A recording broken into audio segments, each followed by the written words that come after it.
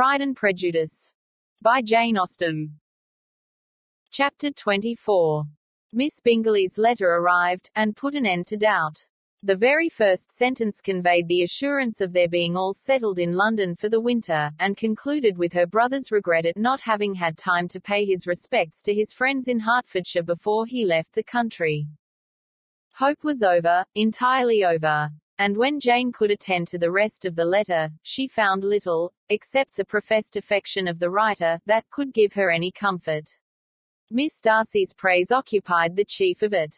Her many attractions were again dwelt on, and Caroline boasted joyfully of their increasing intimacy, and ventured to predict the accomplishment of the wishes which had been unfolded in her former letter. She wrote also with great pleasure of her brother's being an inmate of Mr. Darcy's house, and mentioned with raptures some plans of the latter with regard to new furniture. Elizabeth, to whom Jane very soon communicated the chief of all this, heard it in silent indignation. Her heart was divided between concern for her sister, and resentment against all others. To Caroline's assertion of her brother's being partial to Miss Darcy she paid no credit. That he was really fond of Jane, she doubted no more than she had ever done, and much as she had always been disposed to like him, she could not think without anger, hardly without contempt, on that easiness of temper, that want of proper resolution, which now made him the slave of his designing friends, and led him to sacrifice of his own happiness to the caprice of their inclination. Had his own happiness, however, been the only sacrifice, he might have been allowed to sport with it in whatever manner he thought best, but her sister's was involved in it, as she thought he must be sensible himself. It was a subject, in short, on which reflection would be long indulged, and must be unavailing. She could think of nothing else, and yet whether Bingley's regard had really died away, or was suppressed by his friend's interference, whether he had been aware of Jane's attachment, or whether it had escaped his observation, whatever were the case, though her opinion of him must be materially affected by the difference, her sister's situation remained the same, her peace equally wounded. A day or two passed before Jane had courage to speak of her feelings to Elizabeth, but at last, on Mrs. Bennet's leaving them together, after a longer irritation than usual about Netherfield and its master, she could not help saying, "Oh, that my dear mother had more command over herself. She can have no idea of the pain she gives me by her continual reflections on him. But I will not repine. It cannot last long. He will be forgot, and we shall all be as we were before."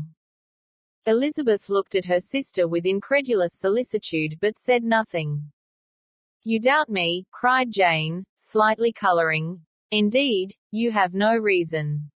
He may live in my memory as the most amiable man of my acquaintance, but that is all. I have nothing either to hope or fear, and nothing to reproach him with. Thank God, I have not that pain. A little time, therefore, I shall certainly try to get the better." With a stronger voice she soon added, "I have this comfort immediately, that it has not been more than an error of fancy on my side, and that it has done no harm to anyone but myself." "My dear Jane," exclaimed Elizabeth, "you are too good. Your sweetness and disinterestedness are really angelic. I do not know what to say to you. I feel as if I had never done you justice, or loved you as you deserve." Miss Bennet eagerly disclaimed all extraordinary merit, and threw back the praise on her sister's warm affection. "Nay," said Elizabeth, "this is not fair. You wish to think all the world respectable, and are hurt if I speak ill of anybody. I only want to think you perfect, and you set yourself against it. Do not be afraid of my running into any excess, of my encroaching on your privilege of universal goodwill. You need not. There are few people whom I really love, and still fewer of whom I think well. The more I see of the world, the more am I dissatisfied with it, and every day confirms my belief of the inconsistency of all human characters, and of the little dependence that can be placed on the appearance of merit or sense. I have met with two instances lately, one I will not mention, the other is Charlotte's marriage. It is unaccountable. In every view it is unaccountable. My dear Lizzie, do not give way to such feelings as these. They will ruin your happiness. You do not make allowance enough for difference of situation and temper. Consider Mr. Collins's respectability, and Charlotte's steady, prudent character. Remember that she is one of a large family, that as to fortune, it is a most eligible match, and be ready to believe, for everybody's sake, that she may feel something like regard and esteem for our cousin. To oblige you, I would try to believe almost anything, but no one else could be benefited by such a belief as this, for were I persuaded that Charlotte had any regard for him, I should only think worse of her understanding than I now do of her heart. My dear Jane, Mr. Collins is a conceited, pompous, narrow-minded, silly man. You know he is, as well as I do. And you must feel, as well as I do, that the woman who married him cannot have a proper way of thinking. You shall not defend her, though it is Charlotte Lucas. You shall not, for the sake of one individual, change the meaning of principle and integrity, nor endeavor to persuade yourself or me, that selfishness is prudence, and insensibility a dangerous security for happiness. I must think your language too strong in speaking of both, replied Jane, and I hope you will be convinced of it by seeing them happy together. But enough of this. You alluded to something else. You mentioned 2 instances. I cannot misunderstand you, but I entreat you, dear Lizzie, not to pain me by thinking that person to blame, and saying your opinion of him is sunk. We must not be so ready to fancy ourselves intentionally injured. We must not expect a lively young man to be always so guarded and circumspect. It is very often nothing but our own vanity that deceives us. Women fancy admiration means more than it does. And men take care that they should. If it is designedly done, they cannot be justified, but I have no idea of there being so much design in the world as some persons imagine. I am far from attributing any part of Mr. Bingley's conduct to design, said Elizabeth, but without scheming to do wrong, or to make others unhappy, there may be error, and there may be misery.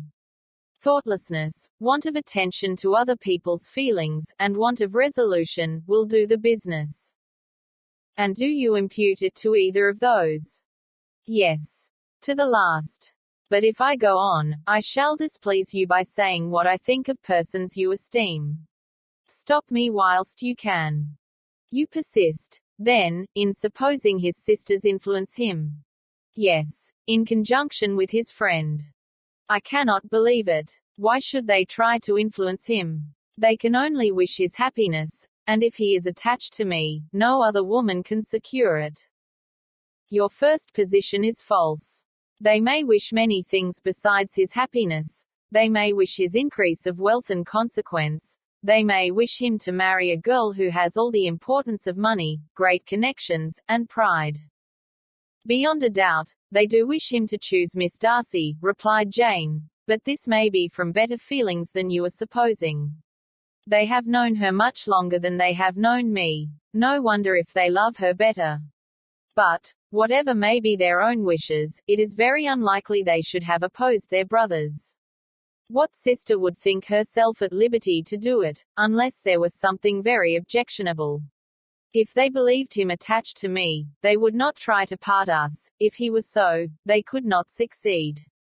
By supposing such an affection, you make everybody acting unnaturally and wrong, and me most unhappy. Do not distress me by the idea.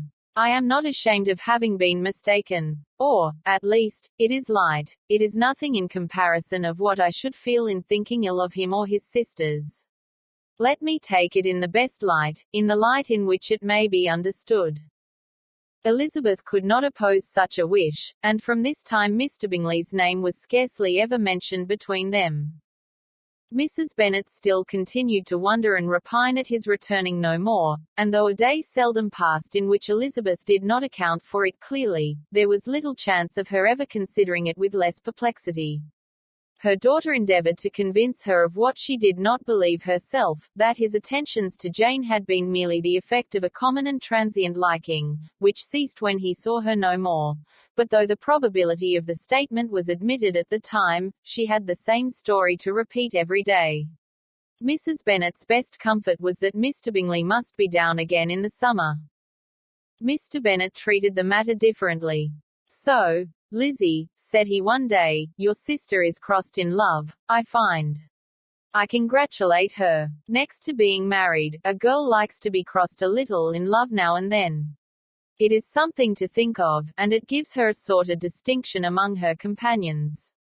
When is your turn to come? You will hardly bear to be long outdone by Jane. Now is your time. Here are officers enough in Meryton to disappoint all the young ladies in the country. Let Wickham be your man. He is a pleasant fellow, and would jilt you creditably. Thank you, sir, but a less agreeable man would satisfy me. We must not all expect Jane's good fortune. True, said Mr. Bennet, but it is a comfort to think that whatever of that kind may befall you, you have an affectionate mother who will make the most of it. Mr. Wickham's society was of material service in dispelling the gloom which the late perverse occurrences had thrown on many of the Longbourn family. They saw him often, and to his other recommendations was now added that of general unreserve. The whole of what Elizabeth had already heard, his claims on Mr. Darcy, and all that he had suffered from him, was now openly acknowledged and publicly canvassed, and everybody was pleased to know how much they had always disliked Mr. Darcy before they had known anything of the matter. Miss Bennet was the only creature who could suppose there might be any extenuating circumstances in the case, unknown to the Society of Hertfordshire. Her mild and steady candour always pleaded for allowances, and urged the possibility of mistakes, but by everybody else Mr. Darcy was condemned as the worst of men.